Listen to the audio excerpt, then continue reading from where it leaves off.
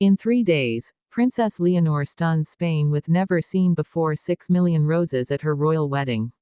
In the heart of Spain, weddings have always been moments of tradition, grandeur, and beauty.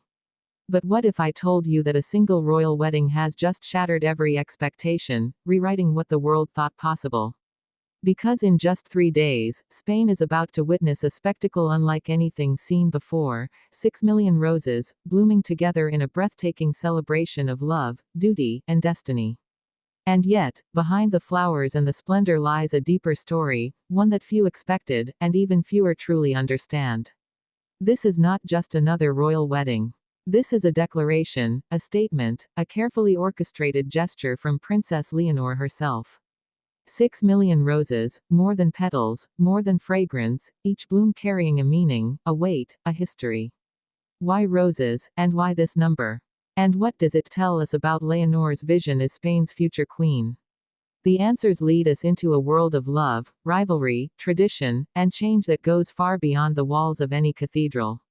As the Spanish capital prepares for this historic moment, the streets of Madrid are being transformed. Workers move day and night, arranging blossoms from every corner of Spain, roses from Andalusia, Valencia, Catalonia, Castile. Each region's contribution is woven into the tapestry, symbolizing unity in a country often divided by language, politics, and identity. This wedding is no longer just a union of two young royals, it is a carefully constructed message of national harmony. But here's the hidden twist. While the roses may stand for unity, they also whisper of fragility. 6 million blooms, each beautiful, each temporary. And Leonor knows this well. From the very beginning, her love story with Prince Christian of Denmark has been anything but simple. Two heirs from two kingdoms, bound by love but tested by politics. Spain wondered if its future queen should choose duty over desire. Denmark questioned whether Christian should tie his destiny to another throne. Yet here they are, days away from saying their vows, and doing so on a stage more spectacular than anyone predicted. But why did Leonor insist on 6 million roses? Some whisper it was her private decision, a symbol of her deep, passionate nature. Others claim it was Letizia, her mother, who suggested the gesture, knowing the press would seize upon its grandeur. And still others believe it was Felipe, her father, who quietly urged his daughter to make a wedding that would live forever in the pages of European history.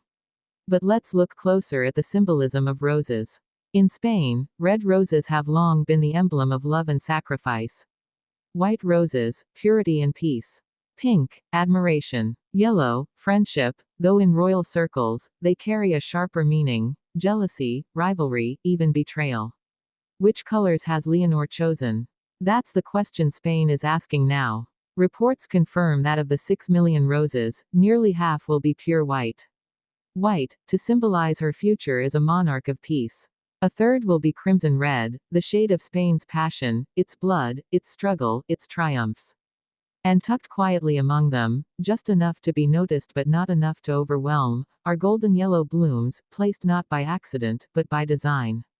Some say they are a tribute to Denmark's royal colors, a subtle nod to her groom's heritage. Others argue they are a hidden reminder of the burdens of jealousy that have haunted royal unions throughout history. And so the flowers themselves become a story, a message in petals, waiting to be interpreted by every eye that gazes upon them. Yet, even as Spain prepares for this flood of roses, a question lingers: is this display a gift to the people, or a distraction? The cost of 6 million roses is staggering. Critics whisper about extravagance, about excess, about a monarchy that indulges in beauty while its people face hardship. But Leonor's defenders respond with equal fire. They argue that this is not waste, it is symbolism, it is unity, it is history in bloom.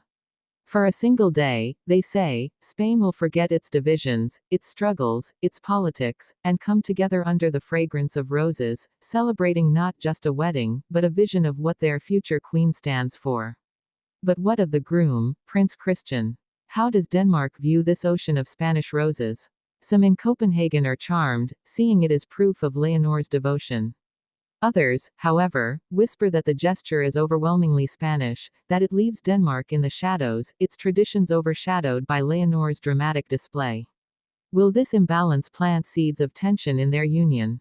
Or will it simply reflect the reality that Leonor's path is larger, heavier, and more destined for the throne than Christian's? And then there is the family drama. Queen Letizia, known for her elegance but also her iron will, is said to have been deeply involved in the planning. Insiders whisper that she clashed with some of the palace advisors, insisting that her daughter's wedding must not only be remembered but revered. King Felipe, quieter but equally determined, reportedly intervened at key moments, ensuring that the grandeur of tradition was not lost in the flood of modern spectacle. Even Princess Sofia, Leonor's younger sister, has been drawn into the whispers, her own role in the ceremony watched closely, her reactions to her sister's overwhelming spotlight scrutinized by the press. Every detail of this wedding is a story in itself. The cathedral draped in blossoms, the carriages rolling through streets lined with roses, the fragrance filling the air so thickly that witnesses will say it was like breathing love itself. And still, the question grows larger: why 6 million? Why not 1 million, or 2, or even 5? Why 6? Some historians point to an old Spanish legend, that the number 6, when tied to roses, represents eternity, cycles of life and renewal. Others whisper of a hidden numerology Leonor herself may believe in, one that ties her destiny as the sixth generation of modern Spanish royalty directly to the symbolism of the flowers. As the clock ticks down to the ceremony, the anticipation in Spain is reaching fever pitch.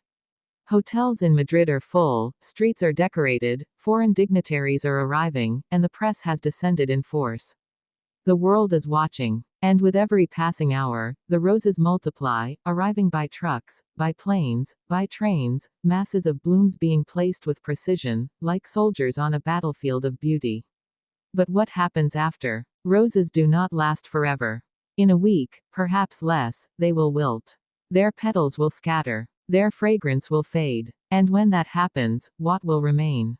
That is the true genius of Leonor's gesture. For though the roses themselves may die, the memory of them will not. The images will live in history, the symbolism will linger, and the story will be told for generations. So in 3 days, as Princess Leonor walks into the cathedral, surrounded by a sea of roses, Spain will not just be witnessing a wedding. It will be witnessing a statement, a legacy, a vision of what their future queen has chosen to stand for. And as Prince Christian takes her hand, as vows are spoken, as crowns of destiny move closer to their heads, one truth will echo louder than the sound of bells, louder than the cheers of the crowd, louder even than the fragrance of 6 million roses. This is more than love. This is history in bloom. And as you listen now, waiting for that day, the question is no longer whether Leonor's roses will stun Spain. The question is what they will mean for the Spain of tomorrow. Because in 3 days, when 6 million roses open together, they will not just celebrate a wedding. They will bloom into a future none of us can yet imagine.